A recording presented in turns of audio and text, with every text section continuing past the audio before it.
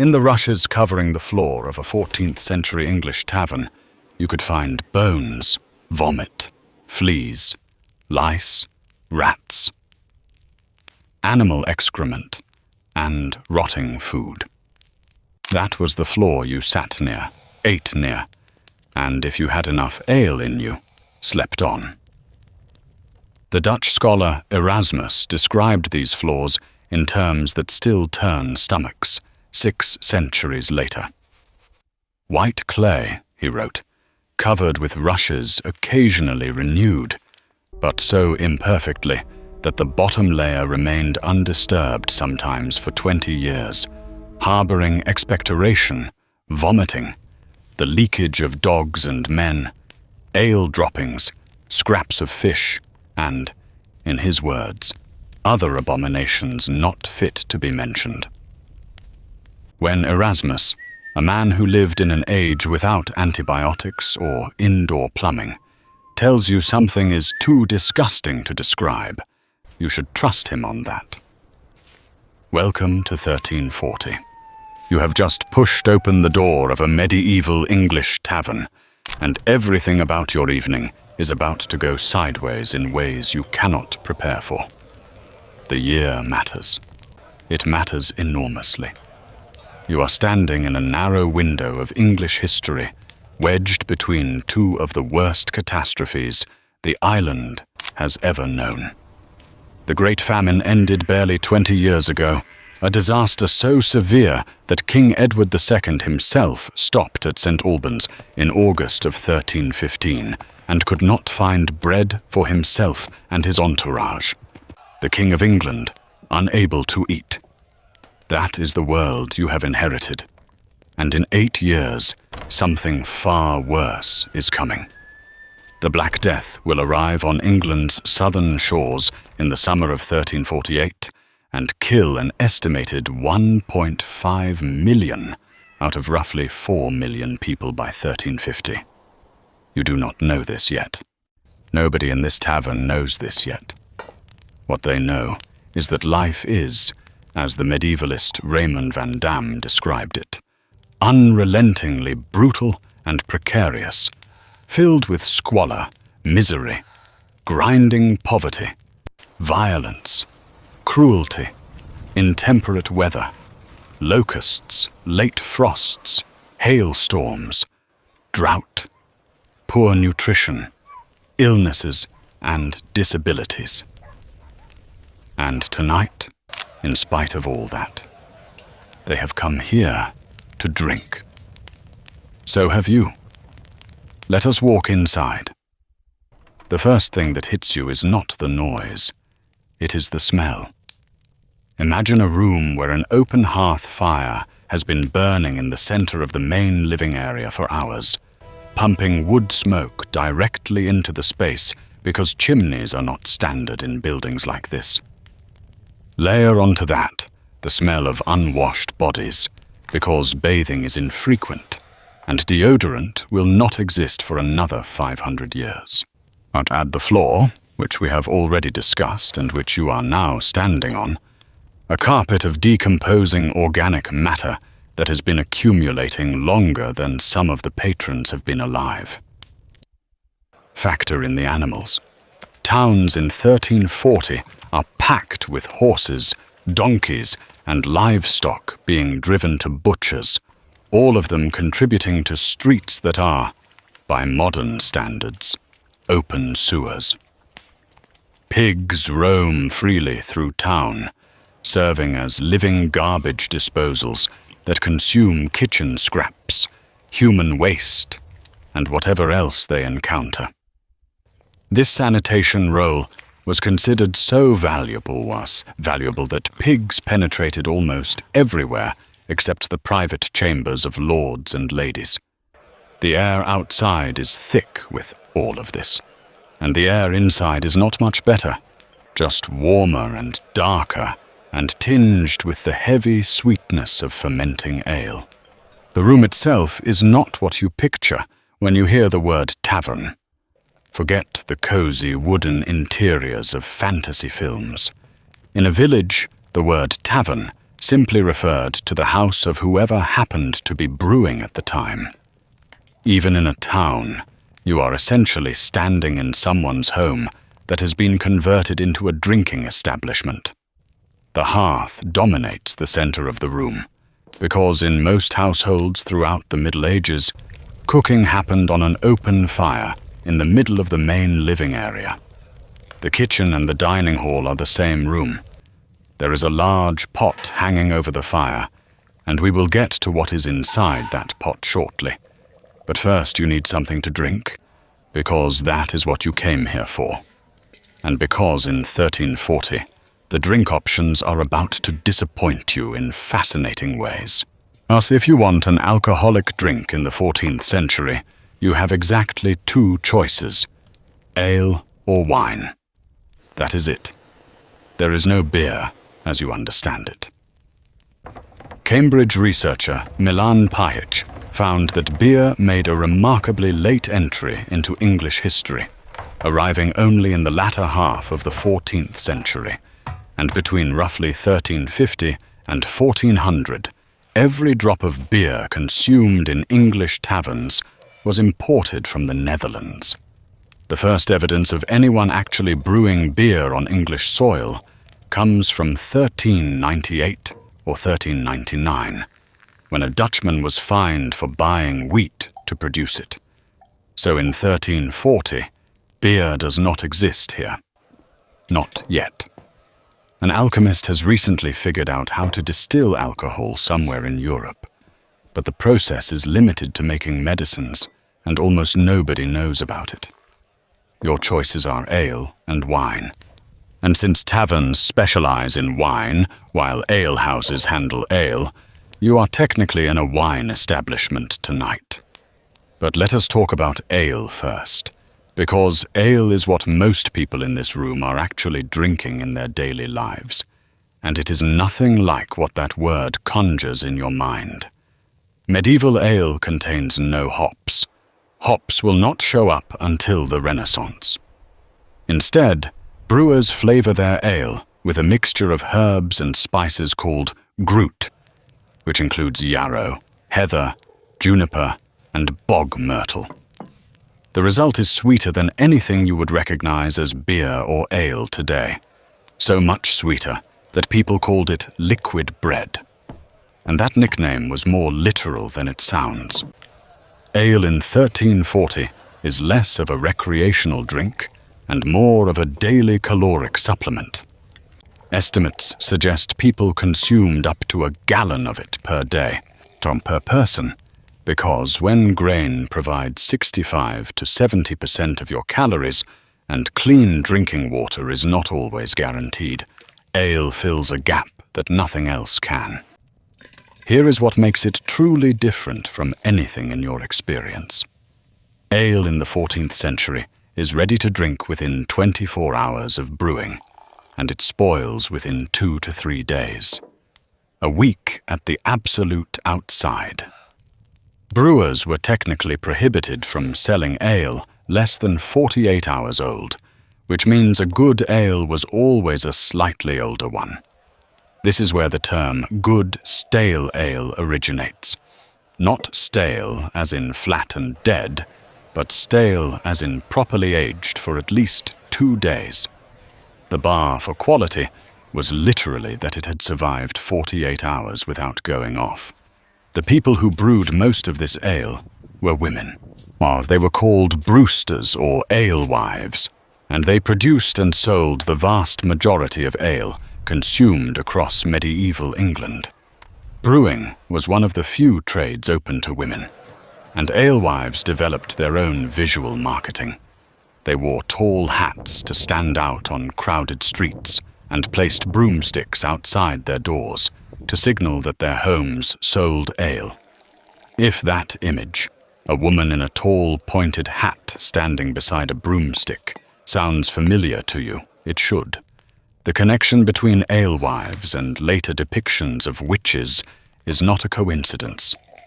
These women became scapegoats for every vice associated with the trade. As the historian Judith Bennett documented, the ale trade was filled with trickery, Poor ale substituted for good, pint measures that ran just a bit too small, inflated prices, and inebriated customers who discovered they had been robbed or cheated. For medieval people, it was easy to link these deceptions with women. A 15th century carving in St. Lawrence Church in Ludlow, England, depicts an alewife being thrown bodily into hell. In 1540, the city of Chester ordered that no woman between the ages of 14 and 40 could sell ale, explicitly attempting to restrict the trade to women outside the age of sexual desirability. The profession that women had built and dominated for centuries was slowly stripped from them. By 1600, most brewers in London were men. Your ale arrives at the table in an earthenware pitcher, and you share it. One pitcher, one mug passed around. That mug is probably a jack, which is a leather drinking vessel waterproofed with pitch or beeswax. You drink from the same vessel as the stranger sitting beside you, a man whose last bath was an event he may not clearly remember.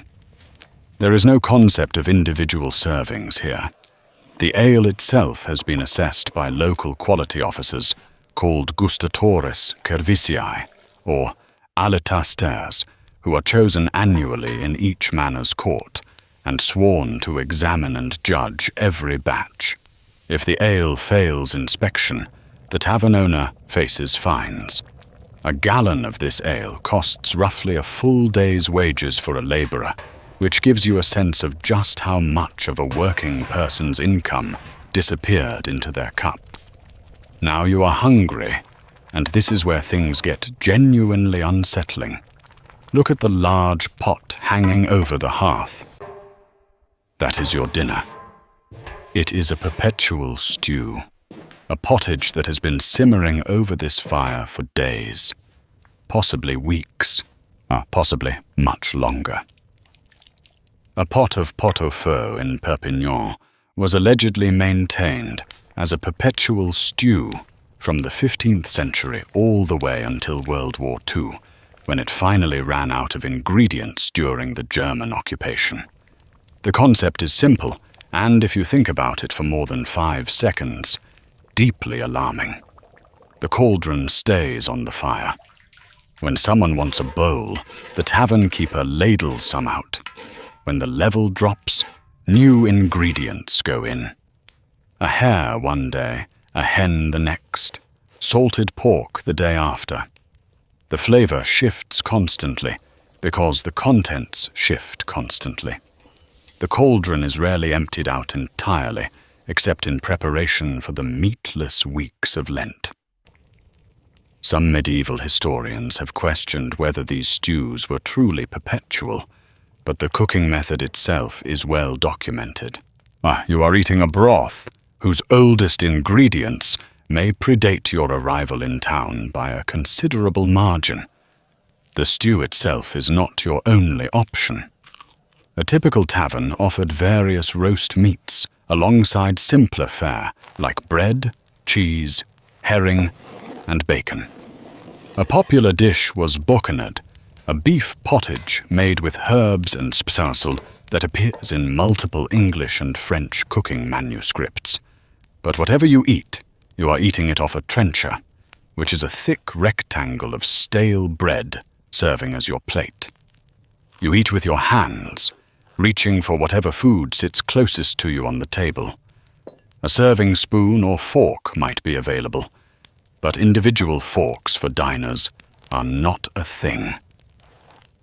The trencher absorbs the grease and juices from your meal, and when you are finished, you either eat the trencher itself or toss it aside for someone lower on the social ladder to collect. That bread, by the way, deserves its own conversation.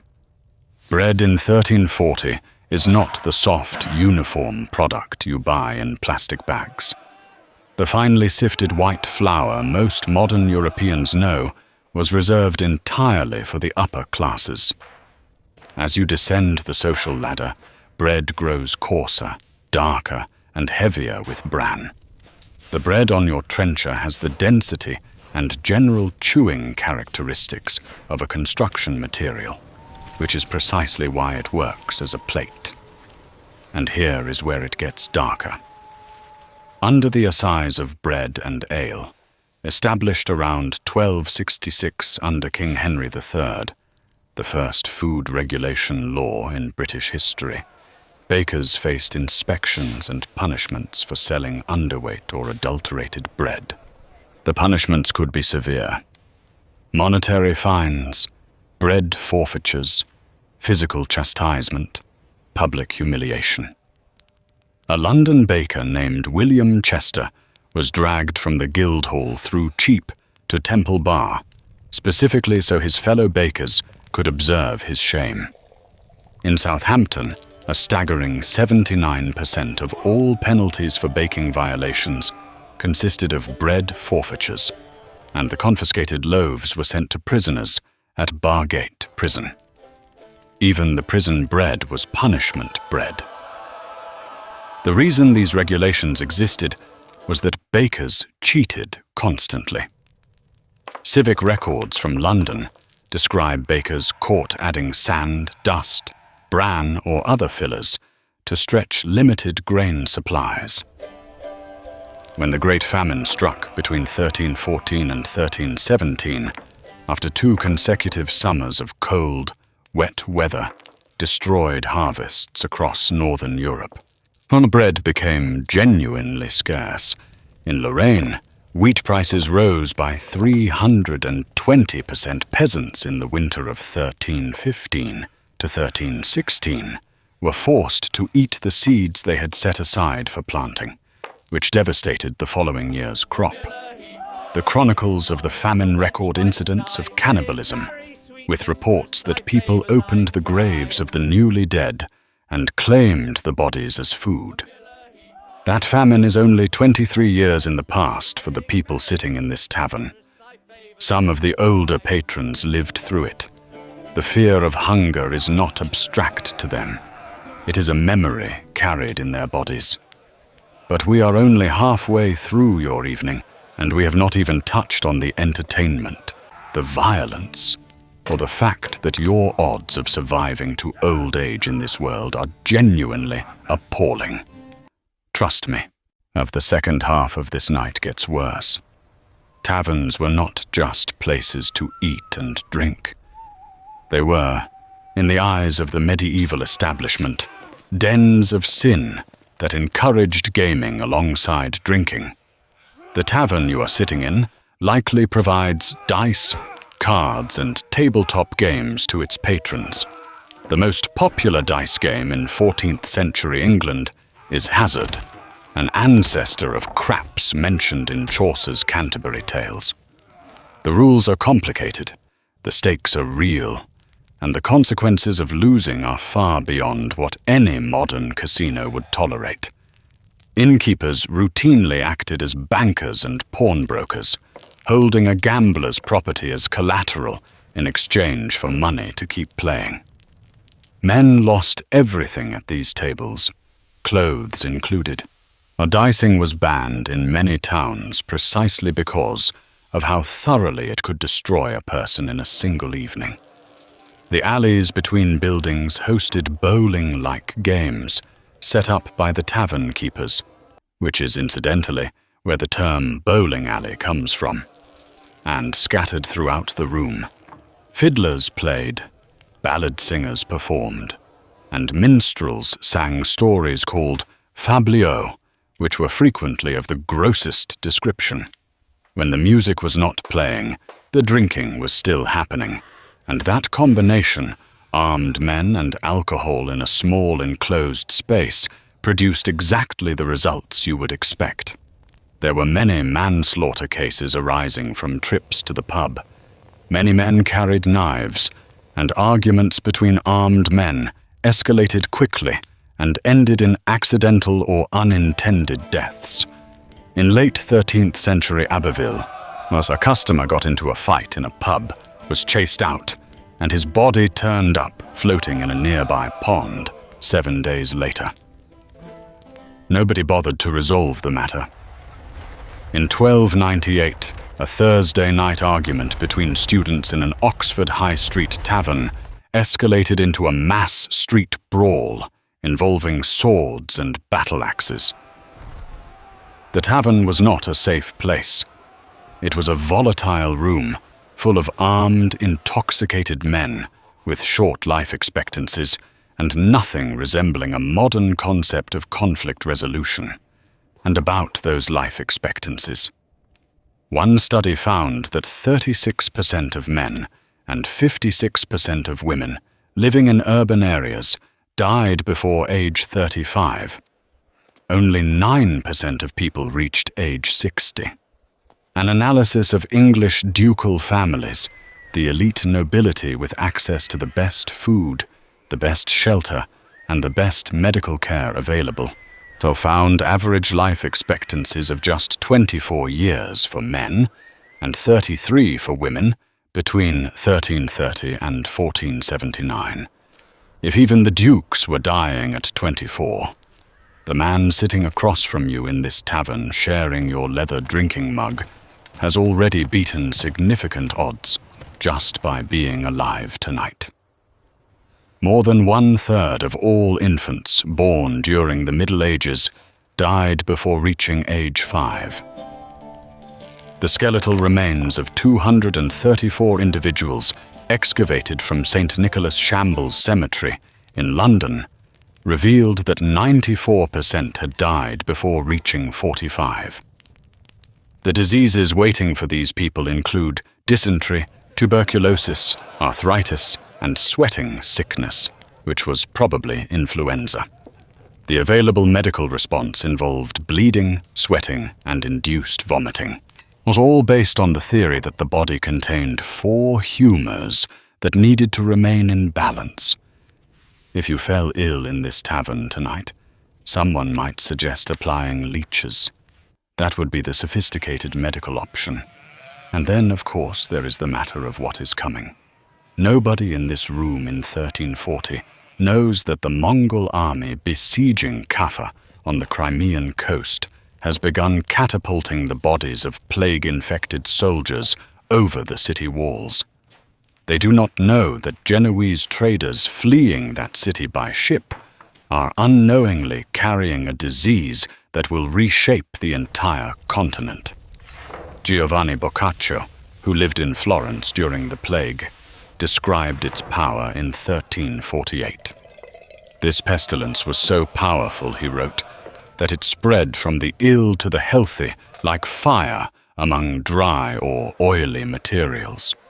It could be communicated not only through speaking or associating with the sick, but even by touching their clothing. When the Black Death arrived on England's shores in the summer of 1348, it killed between 1/3 and 1/2 of the population. England endured an average of 40% loss. The society could muster almost no response, except, as the historian Norman Cantor put it, to pray very hard, quarantine the sick, run away, or find a scapegoat to blame for the terror. Princess Joan of England died on her way to a wedding in Spain. The newly appointed Archbishop of Canterbury perished shortly after ordination. Neither royalty nor the church could escape it. What happened to taverns after the plague is one of the strangest twists in this story. The survivors, suddenly fewer in number with more resources to go around, ate better, drank better, and had more free time. Professor Mark Bailey of the University of East Anglia credits the Black Death for the rise of pub culture in England. Survivors drank more and better quality ale, ate more and better quality bread, and consumed more meat and dairy.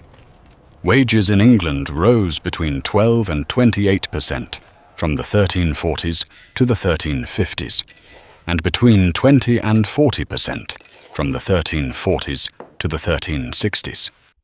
With fewer people and more sheep, fresh meat appeared in peasant diets far more regularly. Something unheard of a century before. White bread, once the exclusive privilege of the upper classes, crept onto common tables as grain grew cheaper. Ironically, peasants abandoned the healthier rye and barley breads in favor of less nutritious white flour, while all that extra barley went straight into brewing more ale. The tavern, which had been a place of rough survival and desperate entertainment, became the foundation of English pub culture as disposable income and leisure time increased in the plague's aftermath. Studies show peasants lived 5 to 7 years longer in the late 14th century than before the plague. A horrifying price for a modest improvement in life expectancy. Most of the barmaids working in taverns also earned money through prostitution. Because patrons often paid their bills in kind rather than coin, tavern keepers regularly served as fences for dubiously obtained goods. The tavern was not just a drinking establishment. It was an economic node where money, stolen property, flesh, and ale all changed hands in the same smoke-filled room. Spices, when available, marked the divide between classes as sharply as anything else in the medieval world. A pound of pepper cost more than 2 days' wages for a skilled London craftsman. A pound of cloves cost nearly 5 days' wages. A pound of saffron cost an entire month. These spices traveled such extraordinary distances that most people had no idea where they came from. Many believed they originated in an earthly paradise thought to exist somewhere near India. Merchants adulterated them constantly, mixing cheaper herbs with expensive imports like cinnamon and black pepper, sometimes padding the product with nutshells, stones, or plain dust. If you could afford spiced food in this tavern, you were wealthy. If you could verify the spices were genuine, you were practically a wizard. So here you are, at the end of your evening in a 1340 English tavern. Let us take stock of what your visit actually involved. You pushed open a door into a room whose floor had not been properly cleaned in years, possibly decades, and whose air was a blend of wood smoke, body odor, animal waste, and fermenting grain. You drank ale from a shared leather mug, ale that was brewed within the last 2 days by a woman who would eventually be legislated out of her own profession and compared to a figure deserving of hell. The ale tasted nothing like modern beer, because hops did not exist in England yet, and instead your drink was sweetened with a mixture of wild herbs, including bog myrtle and yarrow. You ate a bowl of stew ladled from a cauldron that had been simmering for so long that the cook could not tell you exactly what was in it, only that something was definitely in it, and that something had been in it for quite a while. Your plate was a slab of bread so stale it functioned as dinnerware. You ate with your hands. Around you, men gambled away their possessions, including the clothes on their backs. Fiddlers played songs that would make a modern audience blush, and arguments had a genuine chance of ending in a knife wound, because nearly everyone was armed, and the concept of de-escalation had not been invented. The medical establishment, if you were injured, would offer you leeches and the hope that your humors might rebalance themselves. You shared this room with people whose life expectancy, even among the wealthiest families in England, hovered in the mid-20s to early 30s. People who had survived a famine so severe that cannibalism was recorded and a king could not find bread. People who had no idea that in 8 short years a plague would arrive and kill 4 out of every 10 of them, fundamentally reshaping their economy, their diet, their social structure, and the very institution of the tavern itself. The survivors of that plague would eat better, drink better, and live a few years longer. The price of that improvement was roughly 1.5 million dead. And tonight, in 1340, the stew is still simmering, the ale is still flowing, the dice are still rolling, and nobody in this room has any idea what is about to happen to the world. They are drinking their liquid bread, singing their obscene songs, and arguing over hazard, which is, when you think about it, the most appropriately named game in the history of human recreation. Every single person in this tavern is living on borrowed time and does not know it. But then again, the same could probably be said of any room full of people in any century. The difference is that in 1340, the odds were significantly worse. The ale went bad in 3 days, and the floor had not been swept since the reign of the previous king.